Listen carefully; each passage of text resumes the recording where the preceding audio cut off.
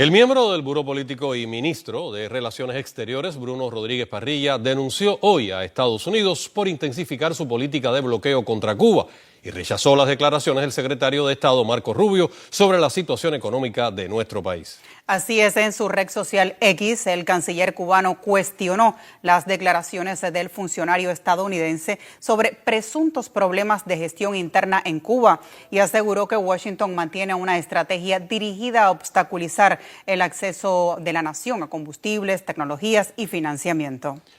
Afirmó que cuando el secretario de Estado de Estados Unidos hable de incompetencia en Cuba, habría que preguntarle por qué miente de manera crónica y contradice al presidente de Estados Unidos y a su vocera, negando la existencia del bloqueo total de combustible que la Casa Blanca reconoce. El canciller preguntó además que si existiera incompetencia, como argumenta Rubio, no tendría sentido la aplicación de medidas restrictivas y sanciones contra sectores estratégicos de la economía cubana.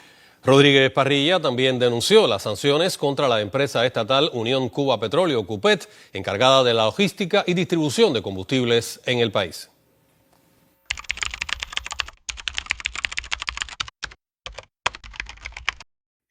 Ayer se anunciaba este paquete de medidas, 174 medidas de libre comercio. Muchos nos preguntamos si eso significa que Cuba deja su modelo económico de los últimos 60 años, qué implicaciones tienen.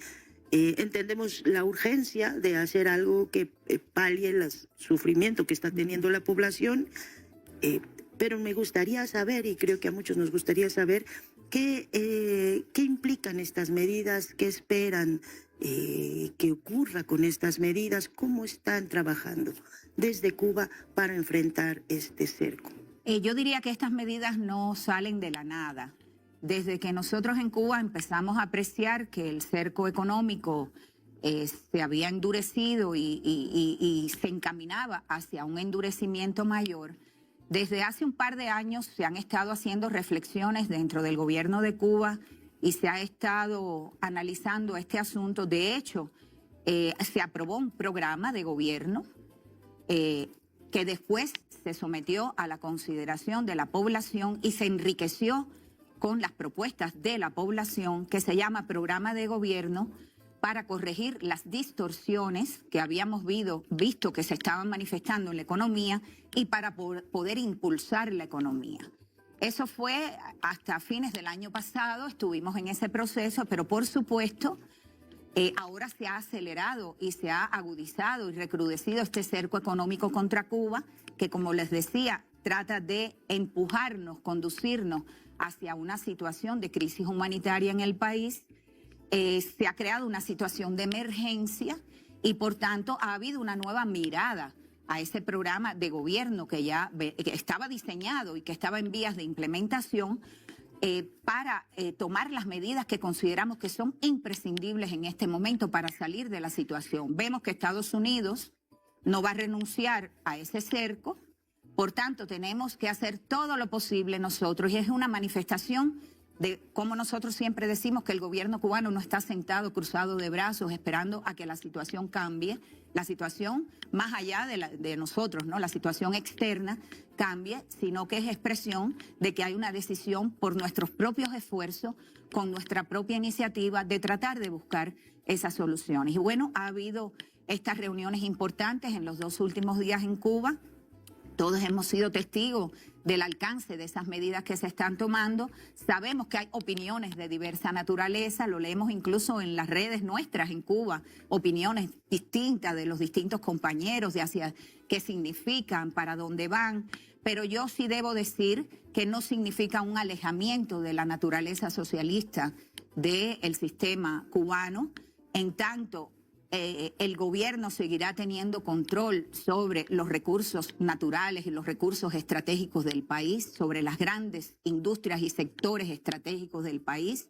No abandonará para nada los servicios públicos, los servicios sociales a la población, que es lo que define en definitiva la naturaleza del sistema, y por supuesto estará bien atento a cómo enfrentar y resolver la situación que enfrentan sectores que están siendo golpeados más, son más vulnerables, y seguirá apostando a la redistribución de la riqueza para apostar a esa vocación social, ¿no?, de nuestro sistema. Es lo que yo puedo decir. Estamos todavía analizando las medidas, leyéndolas detenidamente. Como usted decía, son muchas, 176, abarcan todos los sectores económicos y también sociales del país. Y entonces, yo creo que son las medidas que están a tono con los tiempos en que estamos viviendo, en que se quiere sencillamente ahogar a nuestro país.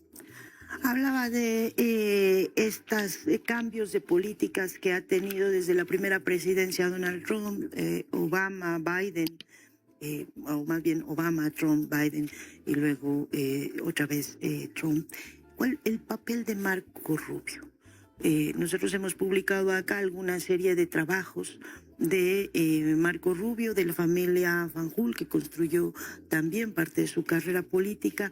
¿Cuáles son las claves, o no sé hasta dónde podemos entender, de la relación que ha tenido el grupo de influencia de Miami sobre las políticas de Donald Trump hacia la isla? Yo creo que sin temor a equivocarme se puede afirmar que en la proyección actual y en la política actual de Estados Unidos hacia Cuba, vemos que no se está representando los intereses nacionales del país, sino que se ve muy claramente que esta política, a través de esta política, lo que se está haciendo es representar los intereses de una pequeña minoría de origen cubano, establecida en Estados Unidos, fundamentalmente en Florida, que más que todo ha estado históricamente animada por un sentimiento de venganza, por un sentimiento de castigo a Cuba y a la Revolución Cubana, por lo que ha significado en términos de ser un proyecto en beneficio de las mayorías y no de las minorías. Y entonces se ve muy claramente eso, porque cuando uno ve que se aplica una política que no tiene para nada en cuenta que un acercamiento con Cuba, como el que ya hemos tenido en el pasado y demostró funcionar, más que todo produce beneficios para las dos partes, incluso beneficios para la propia seguridad nacional de Estados Unidos, porque se demostró en época de Obama que Estados Unidos encontró en Cuba a un, puedo decir, un socio confiable, que colaboró de manera muy seria con Estados Unidos durante 2 años para enfrentar fenómenos que nos afectan a todos por igual.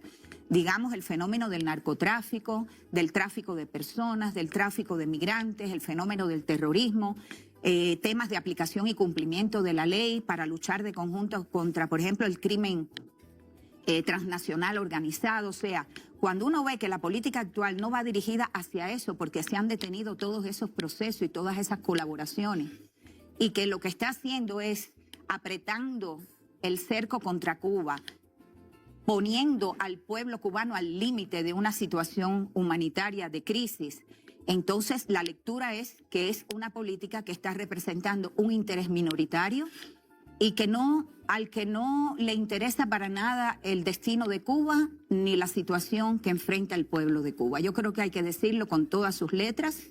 Es muy cínico que Estados Unidos diga, como parte de esta proyección y esta política que aplica hacia Cuba, que quiere ayudar al pueblo de Cuba, y de hecho anuncia que quiere dar una ayuda humanitaria de $100 millones que todavía no se ha concretado. Debo mencionar incluso que la ayuda inicial de $3 millones para los damnificados por el huracán Melissa todavía no se ha entregado totalmente. Creo que van por el 80-85% en su distribución.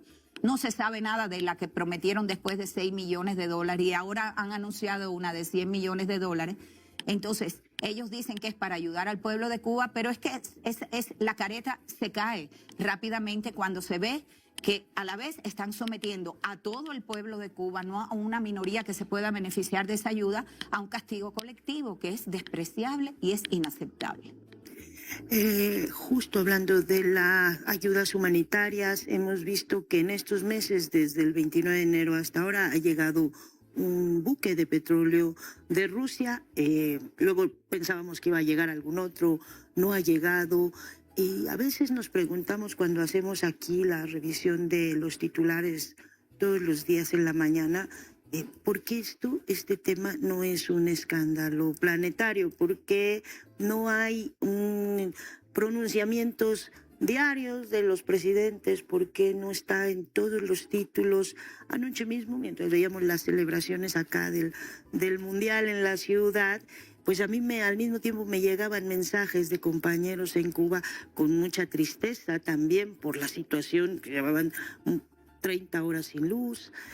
Yo no sé por qué de pronto parece que el mundo no termina de entender la gravedad de lo que implica lo que está haciendo Estados Unidos. Usted tiene razón, aunque debo decir que hay gobiernos, hay agencias de Naciones Unidas, hay organizaciones no gubernamentales en distintos lugares del mundo que han sacado la cara por el mundo.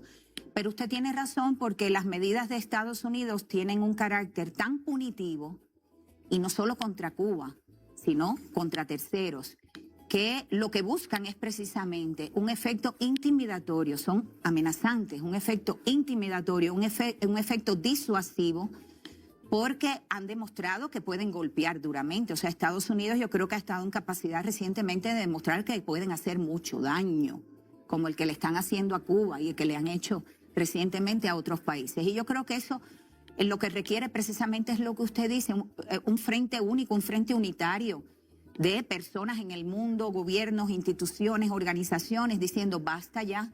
Pero debo decirle que esto lo vemos que se está manifestando. Hemos apreciado recientemente una gran preocupación en procedimientos especiales y instancias de Naciones Unidas que se especializan en la cuestión de los derechos humanos y que cada vez emiten pronunciamientos más preocupantes, más sólidos, diciendo es inaceptable, esto tiene que parar.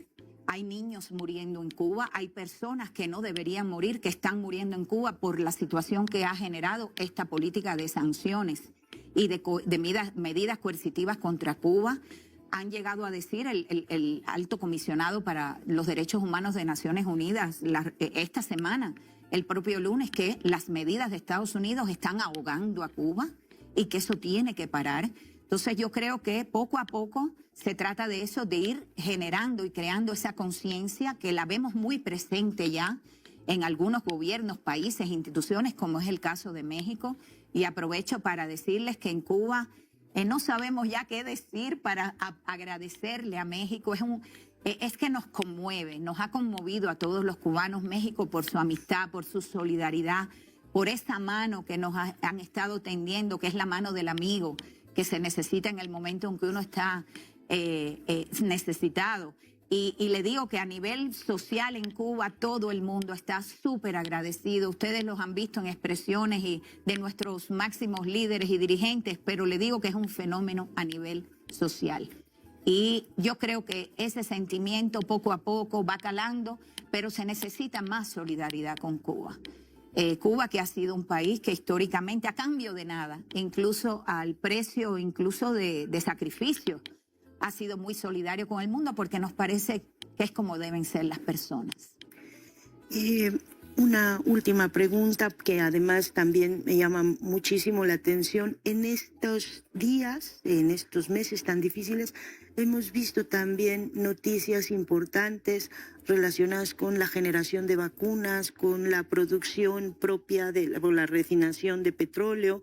Hemos visto cosas que de pronto desde acá decimos, bueno, ¿cómo lo están haciendo? O sea, ¿cómo pueden mantener este tipo de cosas a pesar de la situación? Entonces, me gustaría que nos... Esa es la idea, por eso yo le decía que es un proceso, el de las medidas que se dieron a conocer ayer y antes de ayer, que venía caminando, era un proceso ya, activo. El gobierno no ha estado cruzado de brazos, hemos apostado siempre en grande a la ciencia, no es nuevo. Esa fue una de las grandes ideas, iniciativas y aportes de Fidel, que Cuba tenía que ser un país de hombres y de mujeres de ciencia. Y eso ha cuajado a lo largo de los años. Y en medio de esta muy difícil situación, súper difícil situación, con falta de recursos, falta de energía, situación de emergencia que nos ha obligado a reordenar la vida del país. Vemos que el país no ha abandonado estos proyectos que consideramos que son importantes, son estratégicos y son necesarios incluso para atender a nuestra población. Y se sigue trabajando en vacunas contra el cáncer, en otros medicamentos. Se ha puesto muy famoso recientemente uno que al parecer es bastante promisorio para combatir el Alzheimer o mitigar las secuelas del Alzheimer en personas adultas. Y estamos haciendo también en la esfera de la energía, acelerando los planes y estamos apostando, como usted bien decía, a ver qué podemos hacer con el crudo que Cuba produce. Tenemos crudo nacional, no es suficiente para todas las necesidades del país, pero antes pensábamos que solamente servía para quemarlo en las grandes termoeléctricas de Cuba y generar electricidad. Y ahora, con el empeño de nuestros científicos, hemos avanzado un poquito y tal parece que sí, que podemos hacer mucho más y que lo podemos refinar y usar para otras necesidades del país. Siempre, esto no quiere decir que va a estar ahí toda la solución. Cuba, como cualquier otro país, siempre va a necesitar importar una cantidad de combustible y seguimos apelando a eso. Seguimos necesitando que el mundo, que los países que producen combustible envíen su combustible a Cuba, pero a la vez estamos tratando de ver con nuestros propios esfuerzos cómo podemos ir paliando esta situación.